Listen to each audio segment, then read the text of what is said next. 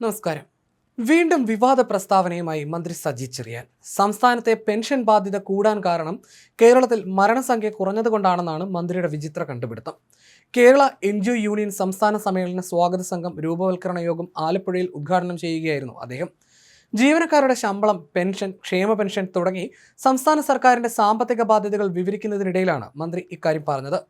Pension പറ്റുന്ന ലക്ഷക്കണക്കിന് ആളുകൾ കേരളത്തിലുണ്ട്. മരണസംഖ്യ വളരെ കുറവാണ്. എല്ലാവരും മരിക്കണമെന്നല്ല പറഞ്ഞതിൻ്റെ അർത്ഥം.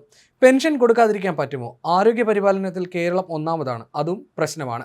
ജനിക്കുന്നത് മാത്രമല്ല, മരിക്കുന്നതും വളരെ കുറവാണ്. 80, 90, 95, 100 വയസ്സ് വരെ ജീവിക്കുന്നവരുണ്ട്. 94 വയസ്സായ എൻ്റെ അമ്മയും പെൻഷൻ വാങ്ങുന്നുണ്ട്. എന്തിനാണ് നിങ്ങൾക്ക് പെൻഷൻ എന്ന് ഞാൻ ചോദിച്ചിട്ടുണ്ടെന്നും മന്ത്രി പറഞ്ഞു. ഈ കാശെല്ലാം കൂടി എന്തിനാണെന്ന് താൻ തന്നെ അമ്മയോട് ചോദിച്ചു പോയെന്നും സജി ചെറിയാൻ പ്രസംഗത്തിനിടെ പറഞ്ഞിരുന്നു. സ്വന്തം അമ്മയുടെ കാര്യം പറഞ്ഞതിനാൽ ഇനിയിപ്പോൾ ആരും തന്നെ കുറ്റപ്പെടുത്തിക്കൊണ്ട് വരില്ലല്ലോ എന്നും സജി ചെറിയാൻ കൂട്ടിച്ചേർത്തു.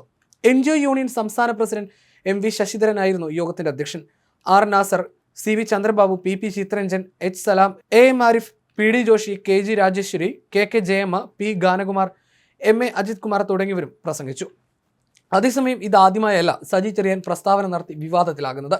നേരത്തെ വാവിട്ട വാക്കിന്റെ പേരിൽ മന്ത്രിസ്ഥാനം വരെ നഷ്ടപ്പെട്ട വ്യക്തിയാണ് സജി ചെറിയാൻ. അത്തരത്തിൽ നടത്തിയ വിവാദ പ്രസ്താവനകളിലൊന്ന് 2022 2022 ജൂലൈ 3 പത്തനംതിട്ട മല്ലപ്പള്ളിയിൽ CPM ഏരിയ കമ്മിറ്റി സംഘടിപ്പിച്ച ചടങ്ങിലായിരുന്നു സജി ചെറിയാന്റെ വിവാദ പ്രസംഗം.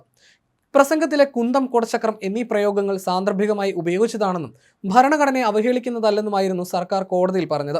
CPM മന്ത്രിയുടെ ഭരണഘടനാ അധിക്ഷേപം BJP ദേശീയ തലത്തിൽ ചർച്ചയാകുമെന്നതടക്കം ചൂണ്ടിക്കാട്ടി പാർട്ടി കേന്ദ്ര നേതൃത്വം ശക്തമായി ഇടപെട്ടതോടെയായിരുന്നു സജി ചെറിയാന് അന്ന് മന്ത്രിസ്ഥാനം രാജിവെക്കേണ്ടി വന്നത്. മറ്റൊന്ന് കൃഷിയെക്കുറിച്ചുള്ള അദ്ദേഹത്തിന്റെ പരാമർശമായിരുന്നു. കേരളത്തിൽ കൃഷിയില്ലെങ്കിലും ഒന്നും സംഭവിക്കില്ലെന്ന സജി ചെറിയാന്റെ പരാമർശം കർഷകർക്കിടയിൽ വലിയ വിമർശനങ്ങൾക്ക് കാരണമായി. വകുപ്പ് ഭരിക്കുന്ന CPIയും നിലപാടിനെതിരെ രംഗത്തെത്തിയിരുന്നു. മാന്നാർ, ചെന്നിത്തല പഞ്ചായത്തുകളുടെ അതിർത്തിയിലെ ബണ്ട് റോഡ് ഉദ്ഘാടന ചടങ്ങിൽ കേരളത്തിൽ കൃഷിയില്ലെങ്കിൽ ഒന്നും സംഭവിക്കില്ലെന്നും തമിഴ്നാട്ടിൽ അരിയുള്ളതുകൊണ്ട് ഇവിടെ ഒരു പ്രശ്നവുമില്ലെന്നുമായിരുന്നു അദ്ദേഹം പറഞ്ഞത്. ഇതായിരുന്നു വിവാദമായത്. അതിനു പിന്നാലെയായിരുന്നു തകഴിയിലെ നെൽകർഷകന്റെ ആത്മഹത്യ. അതോടെ ഈ ഒരു പരാമർശം വളരെയധികം ചർച്ചയായി.